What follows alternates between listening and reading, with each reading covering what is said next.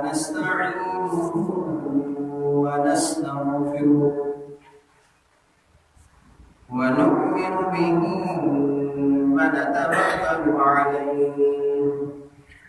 ونعوذ بالله من شرور أنفسنا ومن سيئات أعمالنا من يهده الله فلا مضل له ومن يضلله فلا هادي له ونشهد أن لا إله إلا الله وحده لا شريك له ونشهد أن سيدنا ومولانا محمدا عبده ورسوله أما بعد فأعوذ بالله من الشيطان الرجيم بسم الله الرحمن الرحيم قال الله تبارك وتعالى في القرآن المجيد لقد من الله على المؤمنين إذ بعث فيهم رسولا وقال الله تبارك وتعالى في مقام آخر وما محمد إلا رسول قال النبي صلى الله عليه وسلم من أحب سنتي فقد أحبني ومن أحبني كان معي في الجنة أو كما قال عليه الصلاة والسلام صدق الله العظيم.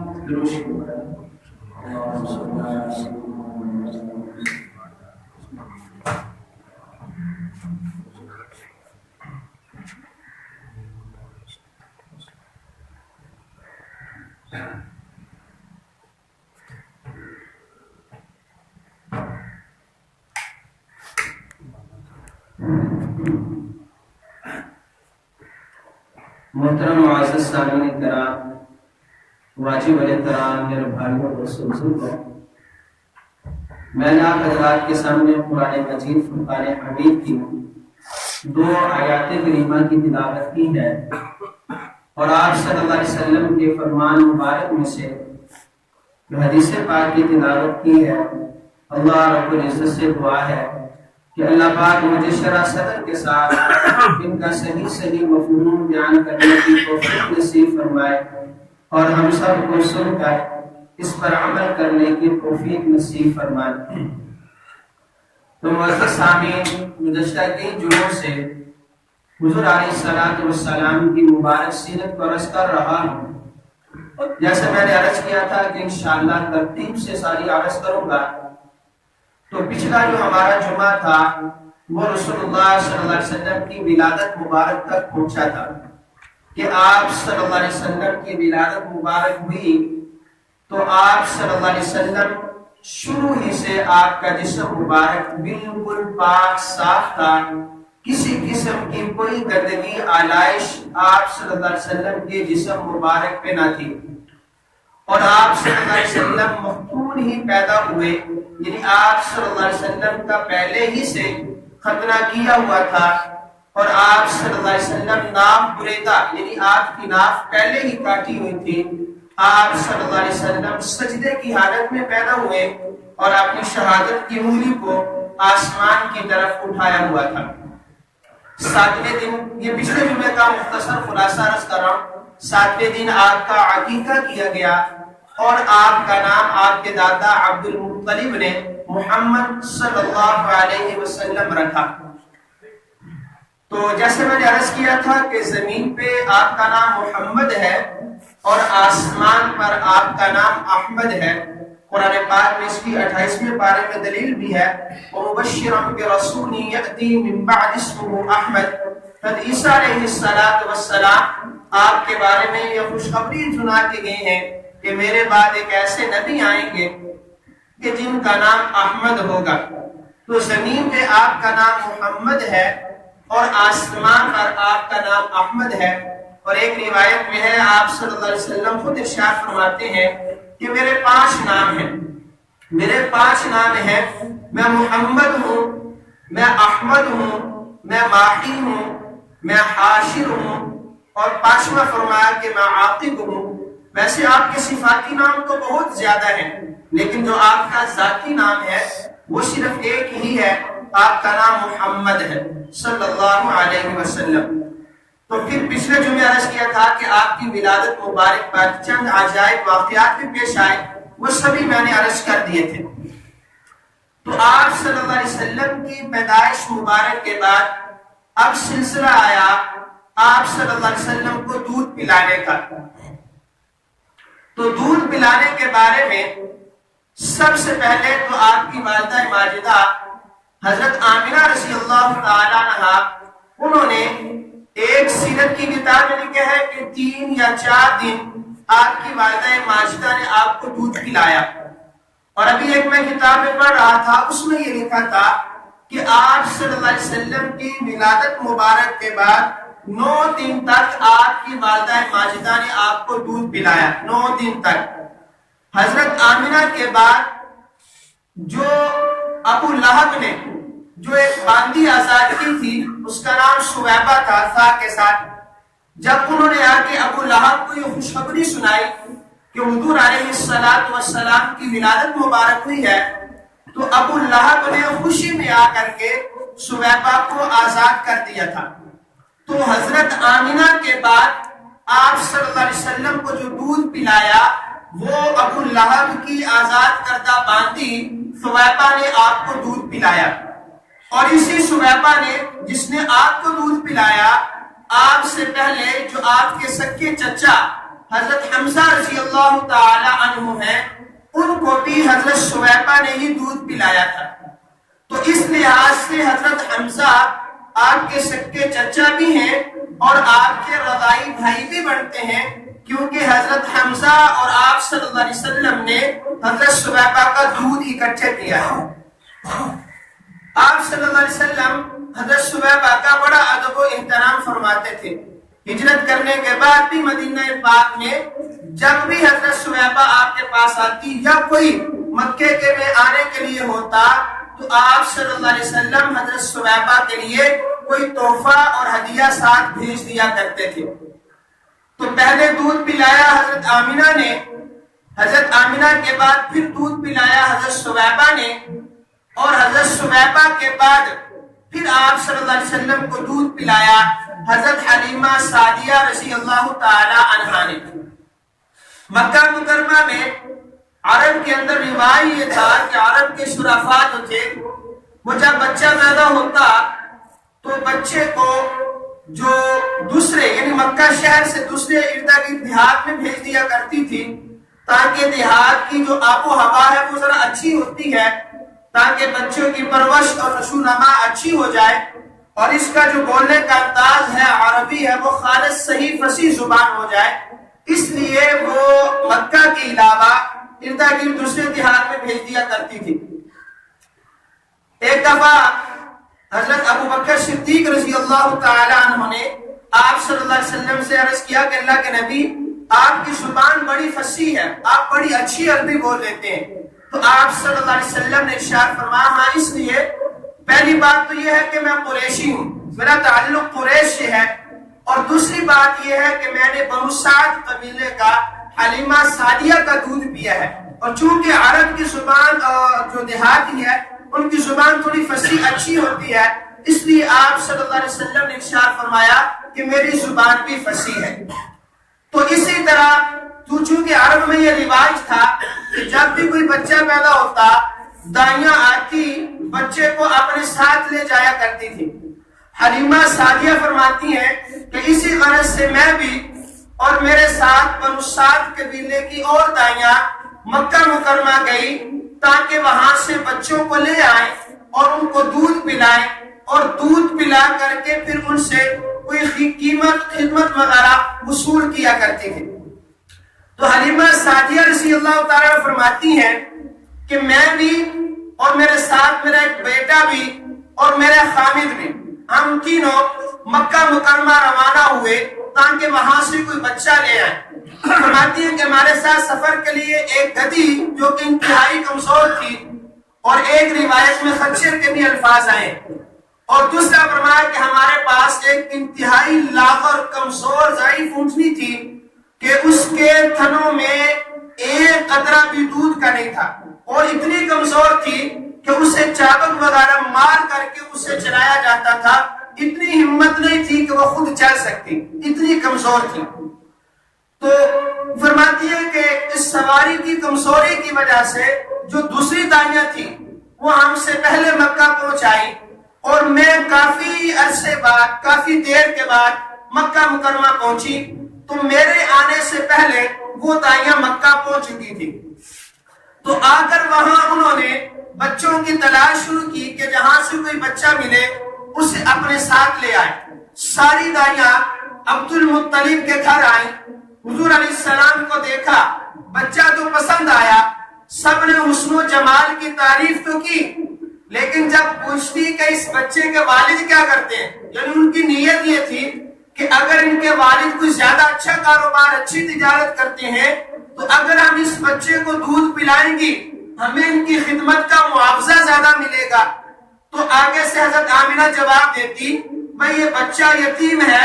اس کے والد کا انتقال ہو چکا ہے۔ تو سب دائیاں یہ سمجھ کر کے یہ بچہ یتیم ہے، ہمیں یہاں سے خدمت کیا ملے گی، سب دائیاں یتیم چھوڑ کر کے آپ صلی اللہ علیہ وسلم کو چلی گئی۔ لیکن میں یہ کہتا ہوں، میرا گمان یہ ہے کہ انہوں نے تو یتیم ہی سمجھ کر کے چھوڑا کہ یہ بچہ یتیم ہے۔ اب ان دائیوں کو یہ بات معلوم نہیں تھی کہ یہ یتیم نہیں ہے بلکہ یہ در یتیم ہے،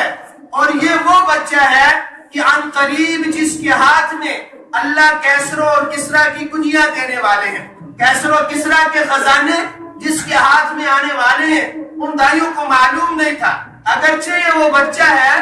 کہ دنیا میں ظاہری طور پر اس کا کوئی والی، اس کا کوئی متولی نہیں ہے جو اس کی خدمت کا حق ادا کر سکے ظاہری طور پر، لیکن اس بچے کا والی وہ ذات ہے کہ ساری زمین اور آسمان کے خزانے جس کے قبضے میں ہیں، وہ اللہ اس بچے کا والی ہے، اور وہ اس کی خدمت کا حق وہ خدمت کرنے والوں کے گمان سے کئی گنا زیادہ ادا کرنے والا ہے۔ وہ دائیاں یتیم سمجھ کر کے چلی گئی، یہ بچہ یتیم ہے، یہاں ہمیں کیا ملے گا، لیکن اصل بات یہ ہے کہ وہ دائیاں ان کو حضور کو لے بھی نہیں سکتی تھی۔ کیوں؟ اس لیے کہ اللہ نے یہ سعادت حلیمہ سعدیہ کو نصیب فرمانی تھی، اس لیے وہ دائیاں خالی ہاتھ چلی گئی۔ اب اس سے پہلے جب حضور علیہ السلام کی ولادت مبارک ہوئی، حضرت آمنہ خوش بھی ہیں اور پریشان بھی ہیں۔ خوش اس وجہ سے ہیں کہ اللہ نے چاند جیسا بیٹا نصیب فرمایا، خوش اس وجہ سے ہیں۔ تو کسی نے پوچھا آمنہ روتی کیوں ہو، غمگین کیوں؟ فرمایا رو اس وجہ سے رہی ہوں، پریشان اس لیے ہوں کہ اگر آج کاش میرے اس بچے کے والد زندہ ہوتے تو میرے بچے کا اگر کھیلنے کو دل کرتا تو اس کے والد اسے اپنے ساتھ باہر بازار میں لے جاتے، اپنے بیٹے کو کھلاتے، یا اگر میرے بیٹے کا سیر کو دل کرتا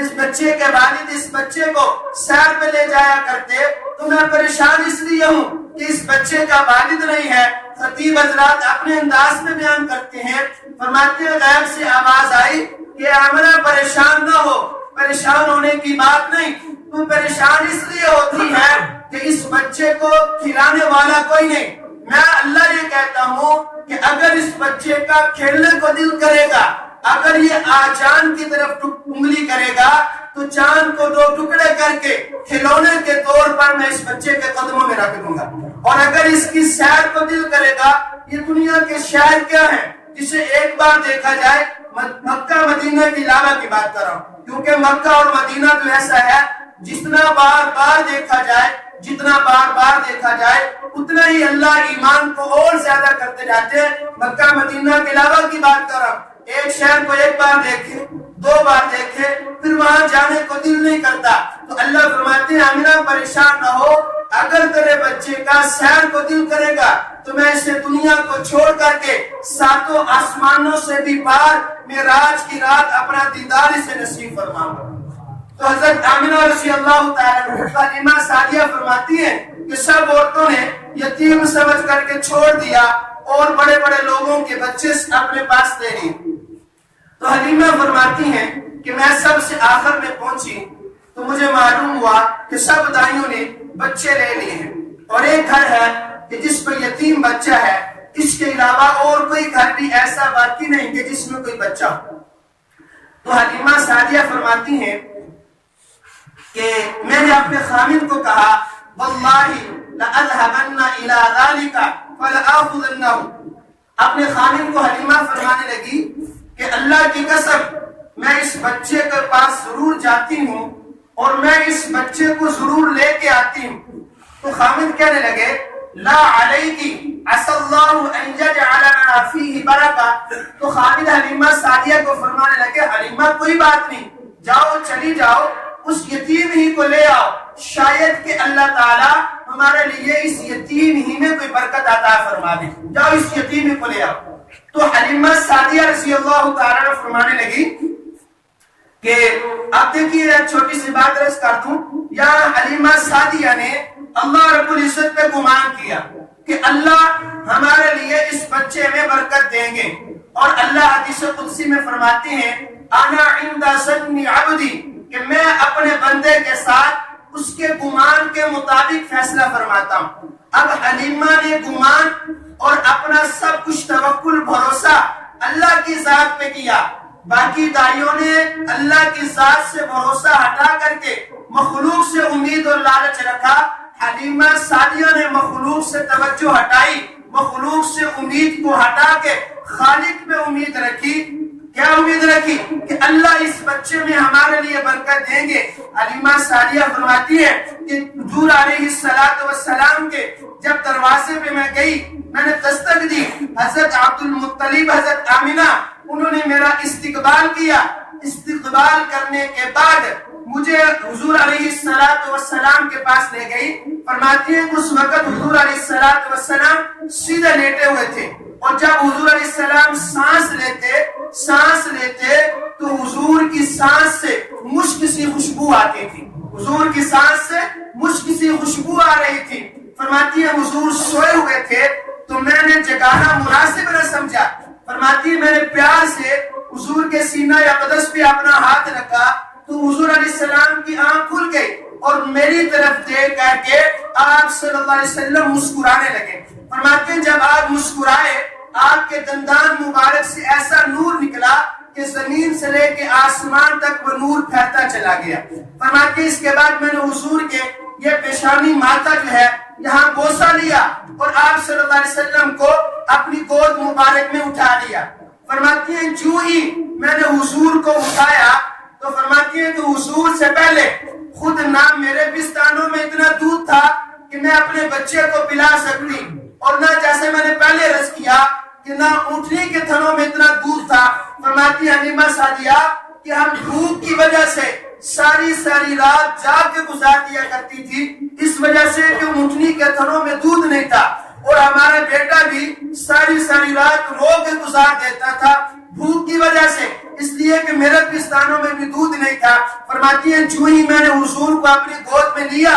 اب لیتی ہی گئی فوراً میرے پستانوں میں دودھ آ گیا. رسول اللہ صلی اللہ علیہ وسلم نے بھی خوب سیر ہو کر کے پیا اور میرے بیٹے نے بھی خوب سیر ہو کر پیا. پھر میرے خامد اونٹنی کا دودھ دھونے کے لیے گئے تو ہم نے دیکھا کیا کہ ہماری اونٹنی کے تھن بھی دودھ سے بھرے ہوئے تھے. فرماتے ہیں کہ میرے خامد نے بھی خوب سیر ہو کر پیا، میں نے بھی پیا، اپنے بچے کو بھی پلایا. تو میرے خامد یہ کہنے لگے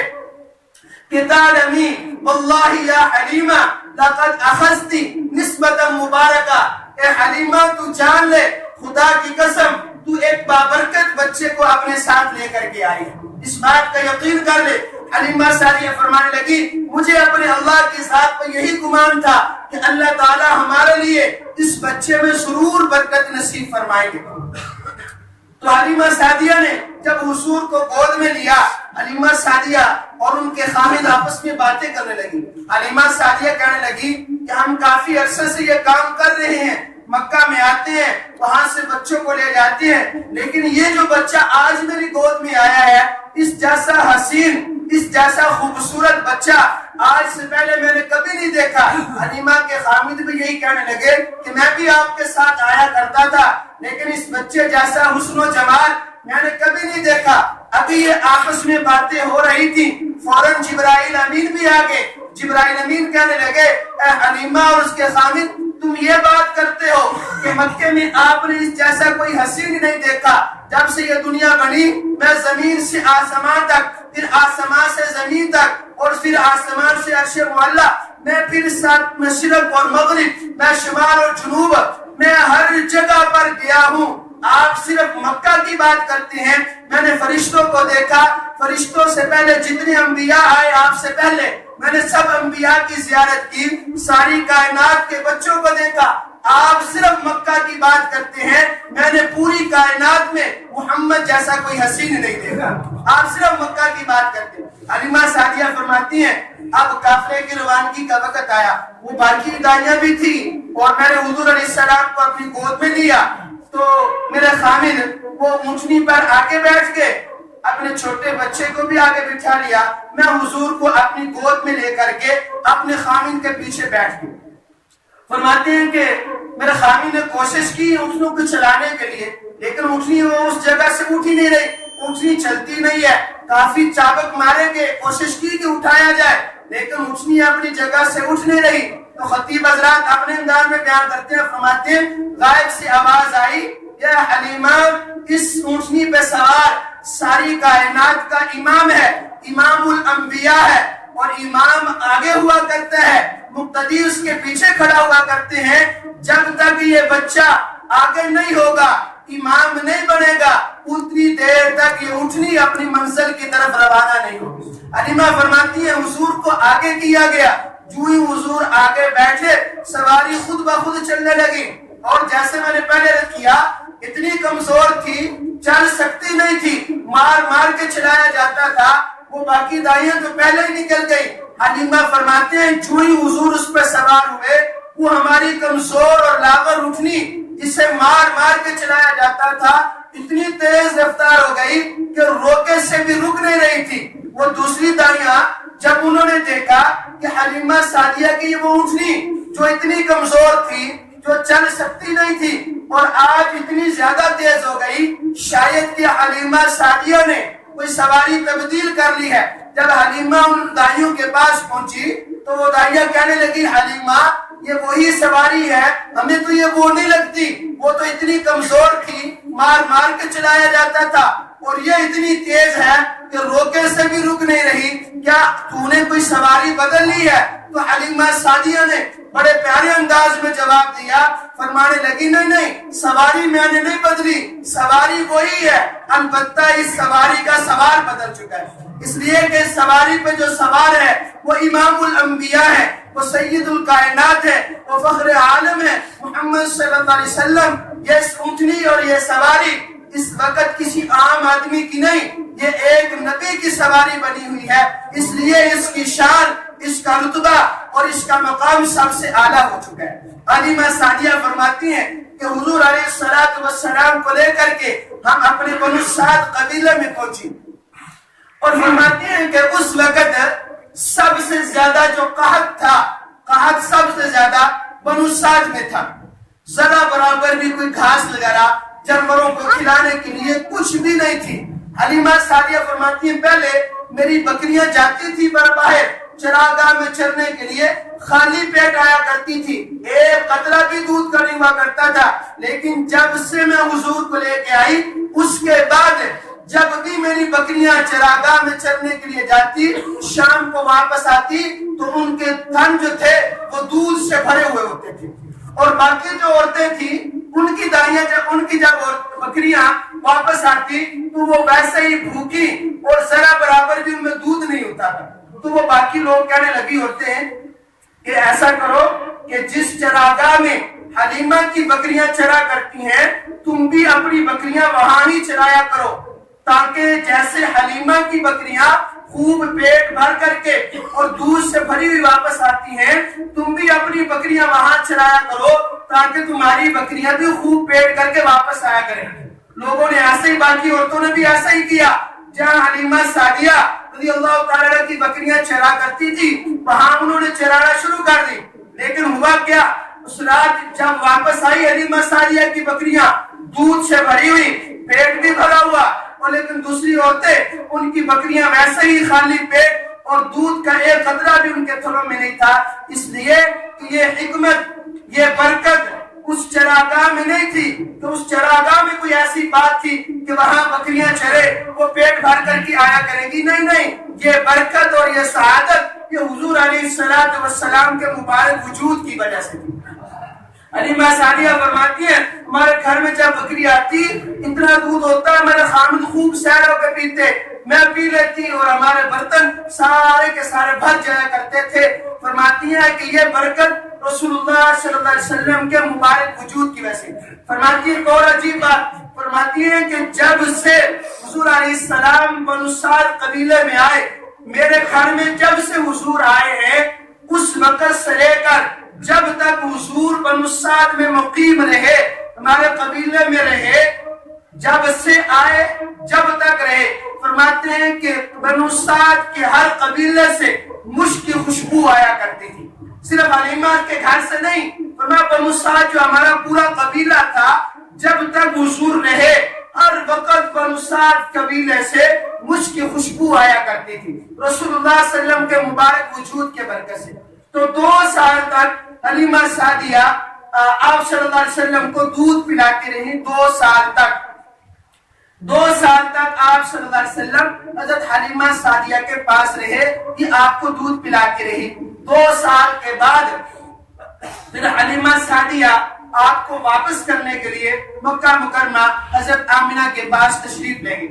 تو چونکہ حلیمہ سعدیہ حضور کی برکتیں، حضور کے انوارات دیکھ چکی تھی، دل ان کا بھی نہیں کرتا تھا کہ حضور کو واپس کر دوں، اور آمنہ کو فرمانے لگی کہ میری خواہش یہ ہے، ویسے آپ کی جو مدت تھی وہ 2 سال پوری ہو چکی، لیکن میری خواہش یہ ہے کہ آپ حضور کو تھوڑے اور عرصے کے لیے مزید میرے پاس رہنے دیں۔ اب اللہ کا کرنا، اللہ نے یہ سعادت حلیمہ سعدیہ کو نصیب فرمانی تھی۔ مکہ میں اس وقت طاعون کی وبا پھیلی ہوئی تھی، لوگ بیمار ہو رہے تھے، تو حضرت آمنہ نے خوشی سے اجازت دے دی کہ ویسے بھی مکہ میں بیماری پھیلی ہوئی ہے، طاعون ہے، آپ ایسا کریں کہ حضور علیہ السلام کو اپنے ساتھ لے جائیں۔ حلیمہ سعدیہ آپ صلی اللہ علیہ وسلم کو پھر دوبارہ واپس لے آئے۔ تو ایک دن رسول اللہ صلی اللہ علیہ وسلم نے حلیمہ سعدیہ سے پوچھا کہ حلیمہ یہ میرے بھائی جو ہیں حضرت عبداللہ اور میری بہن شیمہ، یہ صبح سے جاتے ہیں شام کو واپس آتے ہیں، یہ سارا دن کہاں رہتے ہیں؟ تو حلیمہ سعدیہ نے فرمایا کہ یہ صبح کو بکریاں لے جاتے ہیں اور یہ بکریاں چرایا کرتے ہیں، اس لیے دیر سے گھر واپس آتے ہیں۔ تو رسول اللہ صلی اللہ علیہ وسلم نے ارشاد فرمایا کہ صبح سے میں بھی اپنے بھائی کے ساتھ بکریاں چرانے کے لیے جاؤں گا۔ حلیمہ سعدیہ رضی اللہ تعالیٰ نے اجازت دے دی، رسول اللہ صلی اللہ علیہ وسلم تشریف لے گئے بکریاں چرانے کے لیے۔ تو وہاں ایک عجیب واقعہ پیش آیا، 2 آدمی 2 فرشتے انسانی شکل میں سفید لباس میں آئے، آپ صلی اللہ علیہ وسلم کو لٹایا، آپ کا سینہ مبارک چاک کیا، سینہ مبارک چاک کر کے اندر سے آپ کا دل مبارک نکالا، دل مبارک کو پھر چاک کیا، چاک کر کے اندر سے گوشت کا 1 لوتھڑا یا 2 لوتھڑے اسے نکال کر کے پھینک دیا، پھر آپ صلی اللہ علیہ وسلم کے دل مبارک کو بند کیا، اندر رکھ کر کے پھر آپ صلی اللہ علیہ وسلم کے سینہ مبارک کو سی دیا گیا۔ یہ واقعہ جب آپ کے بھائی جو حلیمہ سعدیہ کے بیٹے تھے جب انہوں نے دیکھا تو وہ دوڑتے دوڑتے گھر تشریف لے گئے اور حلیمہ سعدیہ سے یہ سارا واقعہ عرض کیا۔ حلیمہ سعدیہ خود بھی اور ان کے خاوند دوڑتے ہوئے آئے کہ حضور علیہ السلام کو معاذ اللہ کسی نے قتل نہ کر دیا۔ جو دیکھا کہ رسول اللہ صلی اللہ علیہ وسلم ایک جگہ پر بڑے پریشان کھڑے ہیں، آپ کے چہرے کا رنگ مبارک تھوڑا زرد پڑا ہوا ہے، تو حلیمہ سعدیہ نے پوچھا، آ کر کے سینے سے لگایا، چوما، پھر سارا واقعہ پوچھا۔ تو رسول اللہ صلی اللہ علیہ وسلم نے یہ سارا واقعہ سنایا۔ اس وقت آپ کی عمر مبارک 6 سال تھی جب یہ واقعہ پیش آیا، غالباً 4 سال تھی یا 6 سال تھی جب یہ واقعہ پیش آیا۔ تو حلیمہ سعدیہ کو رسول اللہ صلی اللہ علیہ وسلم نے یہ سارا واقعہ سنایا۔ اصل میں یہ 2 جو انسان آئے تھے یہ فرشتے تھے، ایک جبرائیل تھے اور دوسرے میکائیل علیہ السلام تھے۔ یہ آپ کا شق صدر کیا، یعنی آپ کا سینہ مبارک چاک کیا گیا۔ اور یہاں ایک بات یاد رکھنے کی ہے، آپ صلی اللہ علیہ وسلم کا جو شق صدر کیا ہے، شق صدر یعنی سینے کو چاک کرنا، یہ آپ صلی اللہ علیہ وسلم کا 4 مرتبہ یہ شق صدر کیا گیا. ایک دفعہ یہی بچپن میں حلیمہ سعدیہ کے پاس، اور دوسری دفعہ 10 سال کی عمر میں آپ صلی اللہ علیہ وسلم کا شق صدر ہوا، 10 سال کی عمر میں. اور یہ شق صدر اس لیے ہوا تاکہ یہ جو بچپن تھا، اور بچپن میں عمومی طور پہ بچوں کا ذہن کھیل کود کی طرف ہو جاتا ہے، آپ کا شق صدر اس لیے کیا گیا تاکہ آپ کے دل مبارک سے یہ مادہ نکال دیا جائے. بخاری شریف میں دوسری کتابوں میں روایت موجود ہے. اور تیسری مرتبہ آپ کا شق صدر سینہ اس وقت چاک کیا گیا جس وقت آپ کو نبوت عطا کی گئی. اور یہ شق صدر اس لیے ہوا تاکہ اب وحی کا جو بوجھ، وحی کے جو انوار اور برکات آپ پہ نازل ہونے تھی، وحی کا بوجھ آپ صلی اللہ علیہ وسلم برداشت کر سکے. یہ شق صدر اس لیے ہوا. اور چوتھی دفعہ جو آپ کا شق صدر ہوا وہ جب آپ صلی اللہ علیہ وسلم معراج پہ تشریف لے گئے. اس وقت معراج پر جانے سے پہلے ہی حتیم کے پاس آپ کو لٹا کر کے وہاں آپ کا شق صدر کیا گیا. یہ شق صدر اس لیے کیا گیا کیونکہ آپ نے دنیا کو چھوڑ کر کے آسمان کی طرف، پھر وہاں اللہ رب العزت کی زیارت، اللہ کا نور دیکھنا تھا، تاکہ اللہ کی زیارت اور اللہ کے نور دیکھنے کی ہمت اور صلاحیت آپ میں پیدا ہو جائے. یہ 4 مرتبہ آپ کا شق صدر کیا گیا. ایک مرتبہ حلیمہ سعدیہ کے پاس بچپن میں، دوسری دفعہ 10 سال کی عمر میں، تیسری دفعہ جب آپ کو نبوت عطا کی گئی، اور چوتھی دفعہ جب آپ صلی اللہ علیہ وسلم معراج پہ تشریف لے گئے. جب یہ واقعہ پیش آیا تو حلیمہ سعدیہ ڈر گئی کہ کہیں ایسا نہ ہو معاذ اللہ کہ آپ صلی اللہ علیہ وسلم کا کوئی نقصان نہ ہو جائے. حلیمہ سعدیہ پھر آپ کو واپس حضرت آمینہ کو کرنے کے لیے مکہ مکرمہ تشریف لے گئی. انشاءاللہ باقی حصہ اگلے جمعے میں کروں گا. اللہ تعالیٰ عمل کی